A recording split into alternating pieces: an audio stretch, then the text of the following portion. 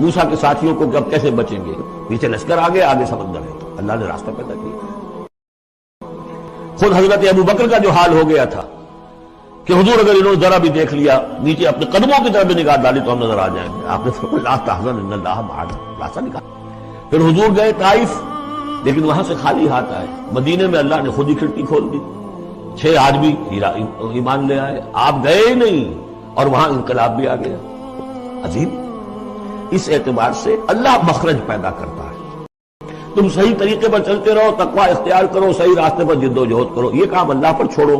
کب اسے منظور ہے اس کا کامیاب ہونا؟ جب ہوگا وہ راستہ ایسا کھولنے کا کہ تمہیں گمان بھی نہیں ہوگا۔ وَيَرْزُقْهُ مِنْ حَيْثُ لَا يَحْتَسِبُ، اور اسے رزق دے گا وہاں سے جہاں سے اسے گمان بھی نہیں ہوگا۔ اقامت دین کی جد و جہد ہو، غلبہ دین کی جد و جہد ہو، اپنے آپ کو ان صلاتی و نسکی و محیایا و مماتی اس کا فیصلہ کرنا ہو، تو سب سے بڑی رکاوٹ آتی کھائیں گے کیا؟ تو اللہ تو کہتا ہے راضی میں ہوں، ہے ایمان اور یقین اس پر، کر کے دیکھو تو صحیح، اس پر اعتماد تو کرو۔ لیکن یہ کہ اس پر اعتماد کرنا، توکل، بڑی مشکل ہے۔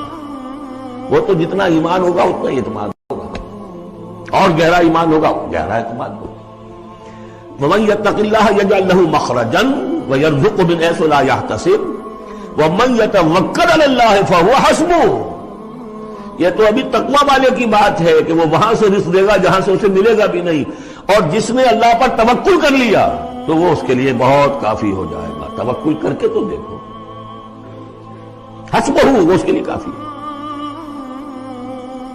یہاں تک فرمایا ہے حدیث میں من کان فی حاجت اخیہ کان اللہ فی حاجتہ، اگر کوئی مسلمان اپنے کسی بھائی کی ضرورت پوری کرنے میں لگ رہا ہے، اپنا وقت صرف کر رہا ہے، اللہ اس کی ضرورت پوری کرنی شروع کر دیتا ہے۔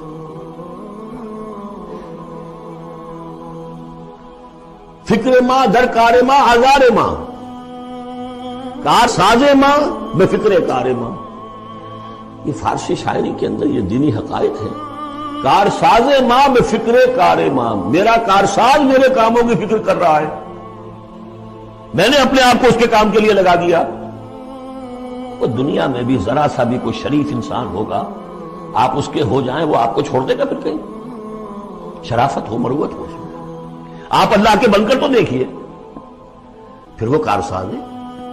کارساز ماں بے فکر کار ماں، فکر ماں در کار ماں آزار ماں، جب میں اپنے معاملات کی فکر خود کرتا ہوں، کوئی نہ کوئی ٹھوکر کھاتا ہوں، کوئی نہ کوئی غلطی کرتا ہوں، آزار اپنے سر کے اوپر پیدا کر لیتا ہوں۔ اپنے آپ کو حوالے کرو، اس کا نام ہے تفویض الامر الی اللہ، افوض امری الی اللہ ان اللہ بصیر بالعباد۔ ان اللہ بالغ امرہ، اللہ تعالیٰ تو اپنا معاملہ تو پورا کر کے ہی رہتا ہے، وہ تو دین کو غالب کرنا ہی ہے۔ کون اس کے اندر نفع کما گیا، کون محروم رہ گیا، یہ ان کی قسمت ہے۔ ابو بکر اور عمر اور عثمان اور علی اور عبد الرحمن ابن عوف یہ اپنی بازی جیت گئے، ابو جہل ابو لہب محروم رہ گئے، یہ تو اب ان کا معاملہ ہے۔ اللہ تو اپنی بات پوری کرا دے گا، اور اس دنیا کے ختم ہونے سے پہلے پورے کل ارضی پر اللہ کا دین غالب ہوگا، یہ ہونا ہے۔ دیکھنا یہ ہے کہ تم اس بہتی گنگا میں کو ہاتھ دھونے کو تیار ہو یا نہیں، یا تم محرومین کی فہرست میں اپنے آپ کو لانا چاہو۔ بس اپنا تن من دھن لگا دو اس کے اندر، تمہاری ہڈیوں کا چورا ہو کر بھی اس نئی تعمیر کی بنیادوں میں اگر لگ جائے تو بہت بڑی کامیابی۔ قد جعل اللہ لکل شیء قدرا، بہت عمدہ مقام ہے، اللہ نے ہر چیز کے لیے ایک اندازہ مقرر کیا ہوا ہے، کب اللہ کی مدد آئے گی یہ بھی اس نے طے کیا ہوتا ہے۔ You have to qualify، pre qualification conditions ہیں، تب مدد آئے گی، یوں نہیں آتی مدد۔ اپنا سب کچھ لگا دو، پھر کہو کہ اللہ میری 15 برس کی کمائی کل میدان میں میں نے ڈالی، 15 برس کی کمائی، دن کی اور رات کی کوششیں ہیں میری، صبح اور شام کی کوششیں ہیں میری، 15 برس وہ میدان میں نے لا کے ڈالی۔ تب پکارو اللہ کو۔ اپنا مال بچا کے رکھنا ہے، اپنی مستقبل کو بھی بچانا ہے، اپنی اولاد کو بھی بچانا ہے، اور اللہ کا دین غالب ہو جائے تو انعام دکھا کے کسی جماعت میں شامل ہو کر بڑا دین مار دیا، گویا کہ اللہ تعالیٰ تو جانتا ہی نہیں کتنی کنٹریبیوشن ہے، کتنا اثار ہے، کتنی قربانی ہے، کتنا وقت ہے، کتنی محنت ہے، اللہ جانتا ہے۔ باقی اس نے ہر چیز کا ایک اندازہ مقرر کیا ہوا ہے۔